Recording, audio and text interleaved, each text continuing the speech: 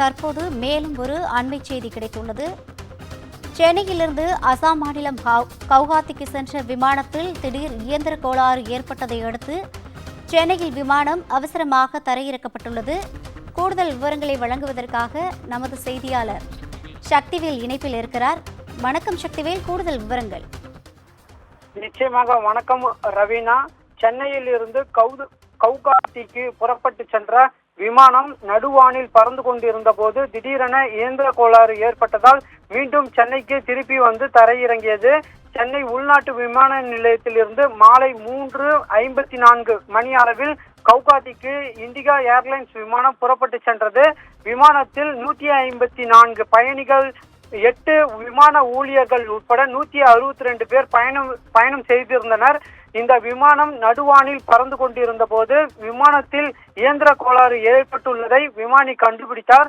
இந்த நிலையில் விமானத்தை தொடர்ந்து இயக்குவதை மிகவும் ஆபத்தானது என்று கருதி உடனடியாக சென்னை விமான நிலைய கட்டுப்பாட்டு அறைக்கு அவசரமாக தகவல் கொடுத்தார். இதையடுத்து சென்னை விமான நிலைய கட்டுப்பாட்டு அறை அதிகாரிகள் விமானத்தை உடனடியாக சென்னைக்கு திருப்பி கொண்டு வந்து தரையிறக்க அறிவுறுத்தினர். மேலும் விமான நிலைய இருந்து விமானம் அவசரமாக தரையிறங்குவதற்கான பாதுகாப்பு ஏற்பாடுகளை செய்யவும் உத்தரவிட்டிருந்தனர். கவுகாத்தி சென்ற விமானம் பாதி வழியில் இருந்து மீண்டும் சென்னை விமான நிலையத்திற்கு மாலை 4:28 மணிக்கு உள்நாட்டு விமான நிலையத்தில் பத்திரமாக தரையிறங்கியது. உடனடியாக விமானத்தில் உள்ள பயணிகள் இறக்கிவிடப்பட்டு விமான நிலைய ஓய்வறையில் தங்க வைக்கப்பட்டுள்ளனர். விமானத்தை பழுது பார்க்கும் பணியும் தற்போது நடைபெற்று வருகிறது. இந்த விமானம் பழுது பார்க்கப்பட்டு அல்லது மாற்று விமானத்தின் மூலம் பயணிகள் இரவுக்குள் கவுகாத்திக்கு அனுப்பப்படுவார்கள் என்று அதிகாரிகள் மூலமாக தகவல் பெறப்பட்டுள்ளது.